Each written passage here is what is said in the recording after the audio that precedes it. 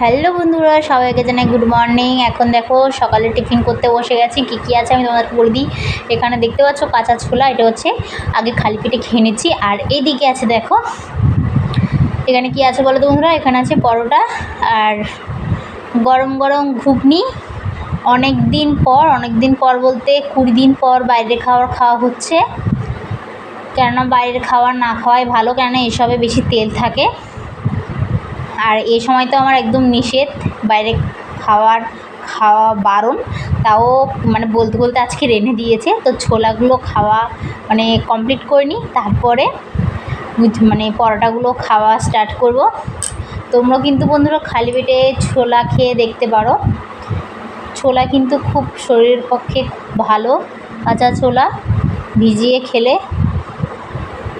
তোমরা কে খাও কাঁচা ছোলা, কমেন্টে জানিও এরকম সকালবেলা।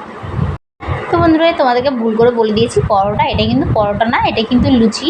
ঠিক আছে, লুচি আর ঘুগনি। আর তরকারিটা আজকের খুব টেস্ট হয়েছে বন্ধুরা, কি বলবো। অন্যবারে কিন্তু তরকারি একদম টেস্ট হয় না, মানে জলসা হয়। এবারটা একদম খুব মানে মাখা হয়েছে। তো তোমরা কি মানে সকালবেলা টিফিন করছো, কমেন্টে জানিও। টাটা।